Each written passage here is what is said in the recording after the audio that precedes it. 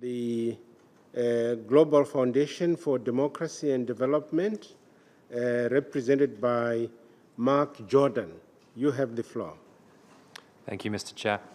Your Excellencies, fellow CSO colleagues, 2015 was a major year for international development, as UN delegates met in Addis Ababa and New York to reflect the new realities and challenges that the world is facing. To reflect this turn in development, the Global Foundation for Democracy and Development and Fundación Global Democracia y Desarrollo have campaigned for two integral development reforms in their UN interventions: building capacity in developing countries through technology transfer to address national and regional priorities, and promoting the role of innovation and multi-stakeholder partnerships to meet the enhanced financing needs of this agenda. Our foundations have been active contributors to the post-2015 intergovernmental negotiations. Advocating for the inclusion of technology transfer in Goal 17 of the SDGs, we've stressed the need to empower developing countries to develop their own technology infrastructure by supporting resource and knowledge transfer. Indeed, last May, former President of the Dominican Republic, Leonel Fernandez, and President of these foundations, moderated a high-level panel at UN headquarters, stressing the need for the international community to promote triangular cooperation so that the technology gap between North and South does not widen and sustainable development is promoted in the South.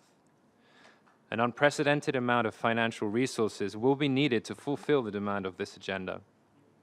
In its 2013 report, Tackling the Infrastructure Finance Deficit, the World Bank estimated that infrastructure needs alone of developing countries would total US $1 trillion per year through 2020, with an additional $200 to $300 billion per year to ensure investments are climate resilient.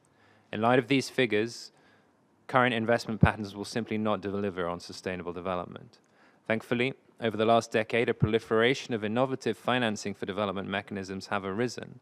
These include the airline ticket tax and social impact bonds, but to name but a few. There are opportunities in the post-2015 process for governments to help scale up these initiatives by partnering with them and pledging an annual amount.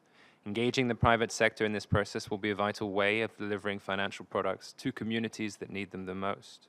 The use of mobile phones to make pension payments on the African continent highlights valuable services the private sector could help expand upon to provide further products to remote rural communities in the form of microloans.